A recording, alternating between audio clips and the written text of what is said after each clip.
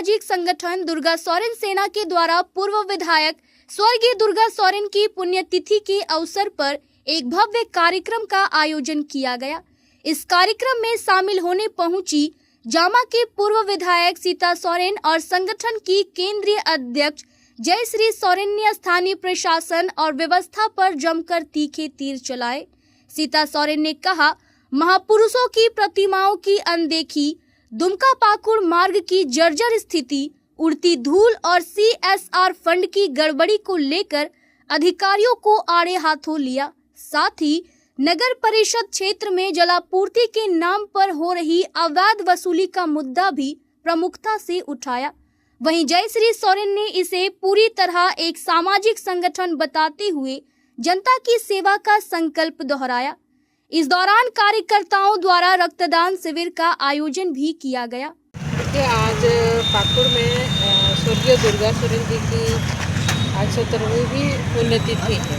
इस मौके पर इस बार पाकुड़ में मनाया जा रहा है और जो DSS के अध्यक्ष जयश्री सोरेन आई का ही प्रोग्राम है संगठन का, और इसमें हम अपने मुख्य अतिथि के तौर पर आए हुए। क्या कुछ और कार्यक्रम होना है मैडम? देखिए, आप तो देख ही रहे हैं कार्यक्रम शुरू हुई है और जिस तरह से हम लोग शहीदों का जो स्मारक है उसको माल्यार्पण करते हुए आगे बढ़ रहे हैं। और आप लोग देख ही रहे हैं कि यहाँ के जो जिला प्रशासन घोर निंद्रा में सोए हुए हैं। महात्मा गांधी जी जो बापू जी का जो मूर्ति है पूरा गंदगी से भरा हुआ है, और अभी हमारे संविधान निर्माता भीमराव अंबेडकर जी का जो स्मारक भी देख रहे हैं, ये भी धूलों से भरा हुआ है। तो यहाँ के जो प्रशासन है, DC साहब है, क्या कर रहे हैं, यहाँ इतनी मतलब ज़्यादा मात्रा में माइनिंग हो रही है, माइनिंग की कंपनियाँ हैं, इतना लूट हो रहा है, लूट घसोट हो रहा है, सब मलाई खा रहे हैं और सब घोर निद्रा में सोए हुए हैं। जो विपक्ष जो कहते हैं कि संविधान खतरे में है, तो संविधान निर्माता बाबा भीमराव अंबेडकर साहब जी का जो स्मारक है ऐसे स्थिति में है, महात्मा गांधी जी का स्मारक ऐसे स्थिति में है, तो यहाँ पर जिला प्रशासन कुछ नहीं कर रहे हैं, सब बस मलाई खा रहे हैं और सरकार भी सोए हुए हैं। यही तो चल रहा है। मैडम, आप लगातार बोल रहे हैं कि संथाल परगना के दौरा कर रही हैं, मूलभूत यहाँ पर जो पानी की व्यवस्था कुछ नहीं है, बिजली की स्थिति यही है। दुमका में तो कुछ हम वहाँ 4-5 दिन रह करके थोड़ा बहुत ही हम सुधार रहे हैं, लेकिन आप पाकुड़ में देख रहे हैं कि यहाँ जो नगर परिषद है, नगर परिषद के द्वारा जो घर पर सप्लाई किया जाता है पानी, उसमें भी बहुत मतलब ज़्यादा मात्रा में शुल्क लिया जाता है।